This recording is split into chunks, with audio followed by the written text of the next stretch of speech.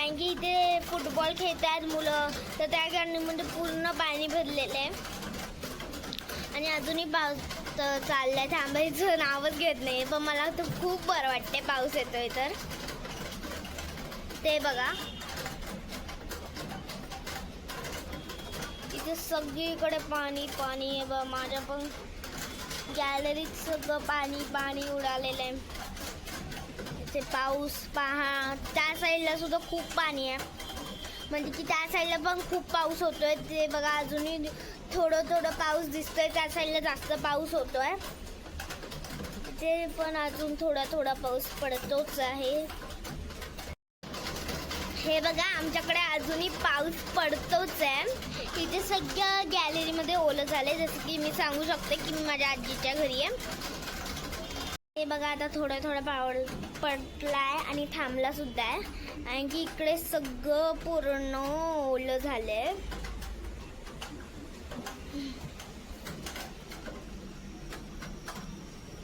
आणि हे बघा इकडे आजीने पडदा लावून ठेवले, कारण की ते आमची टाकी अजून कांदे बटाटे बकेटमध्ये घालून ठेवले.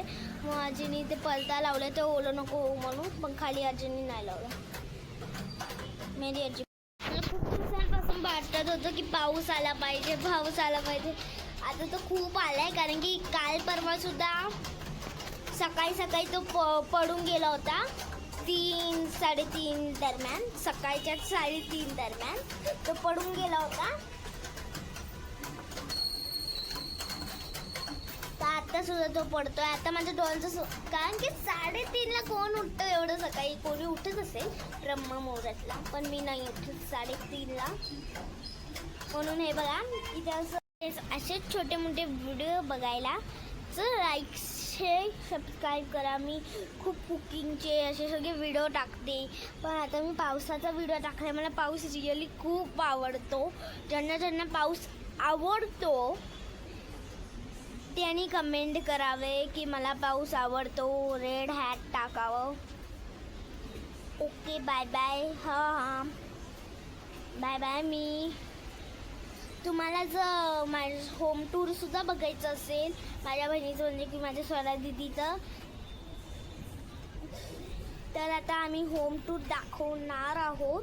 तर तुम्ही ते बघाल. ठीक आहे. होम टूरसुद्धा आम्ही करणार आहोत माझ्या आजीचं, माझ्या आजीच्या घराचं आणि माझ्या बहिणीच्या घराचं. कारण की आम्ही ना चुलत बहिणी आहोत. चुलत बहिणी म्हणजे की आपलं घर वेगळं वेगळं, चुलत म्हणून ते आजकाल व्हिडिओमध्ये दिसत नाही. तिला अभ्यास आहे.